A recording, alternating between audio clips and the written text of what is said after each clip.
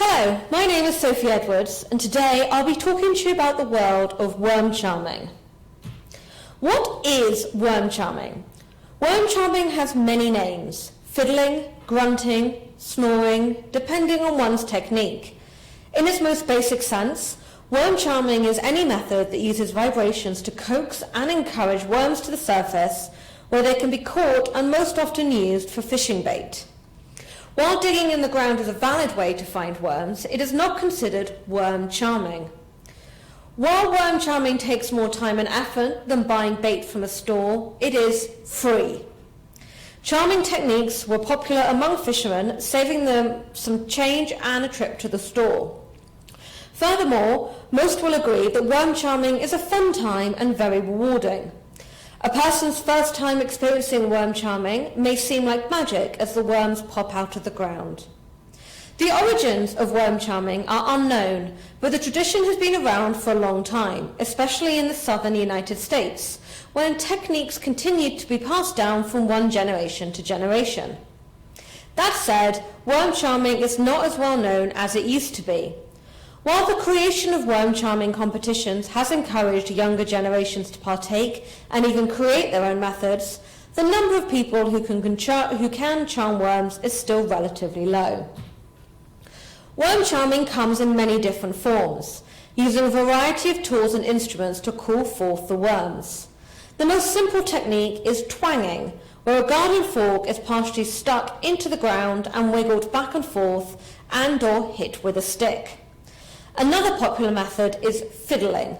A long wooden pole is driven into the ground, then the charmer moves a handsaw back and forth across the top of the pole, mimicking the motions of playing a fiddle or violin. There is also the traditional technique of groaning or snoring. Similar to fiddling, a wooden pole is pounded into the ground, but instead of using a saw, metal strips or the head of an axe is run across the wood to create vibrations. The resulting noise sounds like a person grunting or snoring, depending on the charmer's exact methods. While traditional methods are tried and true, innovation can be found throughout the worm charming community.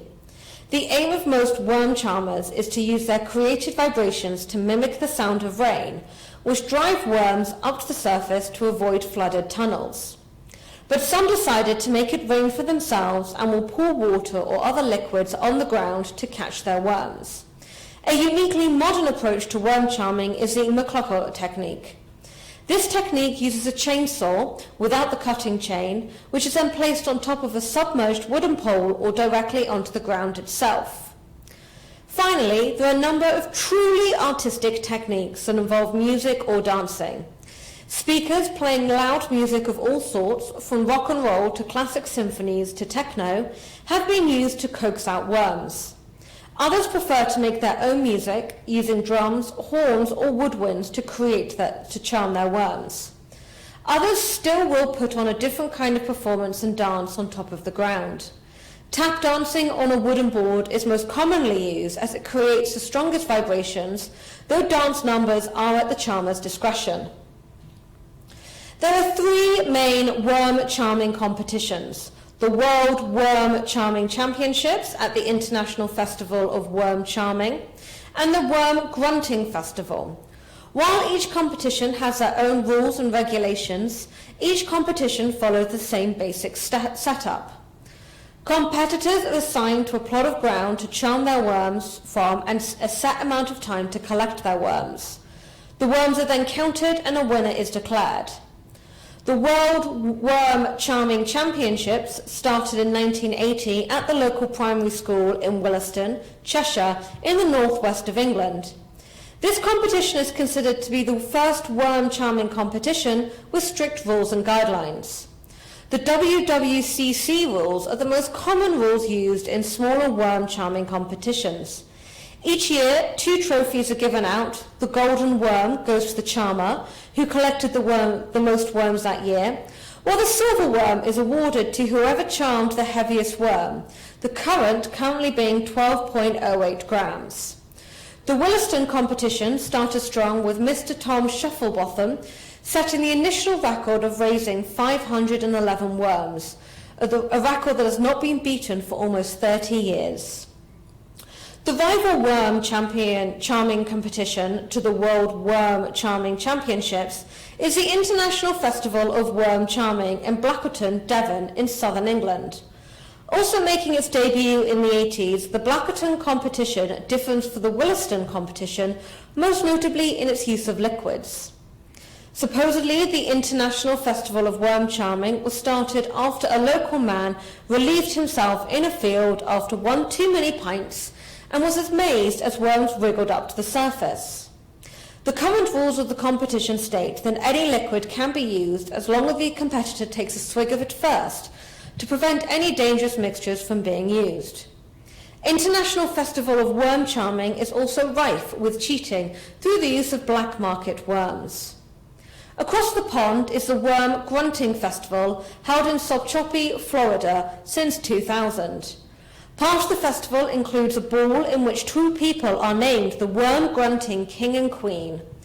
Finally, an honourable mention goes out to the Great Canadian Worm Charming Championship in Shelburne, Ontario in Canada, which does not appear to hold competitions on a regular basis.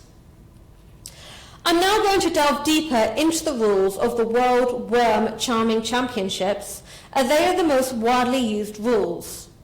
Most of the rules pertain to the basic setup of the competition. Competitors have a half hour to raise as many worms as possible, the winner being the person with the most worms. Competitors are given a 3x3 metre plot to charm their worms from and can only use the worms from that plot. Digging is not allowed and all equipment must be handled safely. Not everybody wants to touch their worms, so a second person, called a ghillie, is allowed to handle the worms for them. One of the most important rules is keeping the competition drug-free. The competition considers water to be a drug/stimulant and does not allow it or any other liquids to be used. The final rule is that all worms collected during the competition are released in the evening after the competition to prevent them from being eaten by worms. I'm going to conclude this lecture by discussing the world champion worm charmer, Sophie Smith. Sophie set the world record for the number of worms charmed at the World Worm Charming Championships in 2009, when she was only 10 years old. Sophie collected 576 worms using traditional twanging method and has her name in the Guinness World Records.